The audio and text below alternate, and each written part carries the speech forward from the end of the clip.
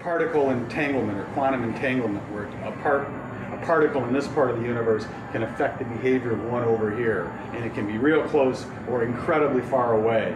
And to understand that, you have to understand the math, and I certainly don't understand the math. And to understand that, you have to understand the math, and I certainly don't understand the math. But when Einstein was confronted with this concept mathematically, he said, that's spooky.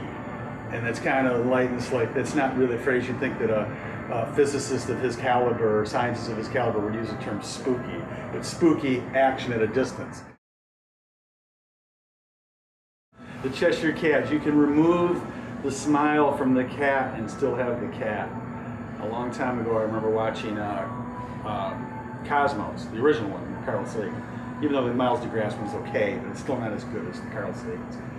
And they were discussing the idea of gravity, and they were showing the Tea Party with Alice in Wonderland, and then they were, and they're at 1G, and then well past that's the gravity of a black hole, and how everything that goes into a black hole is eliminated, or it's erased from the universe, at least as far as we understand it. Yet but then at that point, the Cheshire Cat's gone as well, because of its proximity to that. But the face of the cat can be removed. It can be in a different part of the universe as the cat's still there. It's not definable. It branches out into different things. It's not one set formula. It can exist this way and exist that way, or it can be different things. In other words, it lends itself to my inability to make the same beer twice.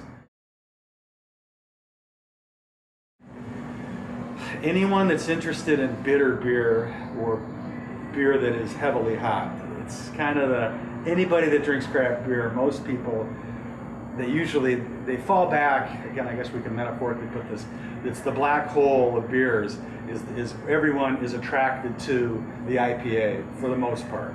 So you are going to be influenced by the gravity, and also the gravity, the high gravity, being a stronger beer, gravity being a term we use in brewing in terms of the initial and the final strength to determine the alcohol content.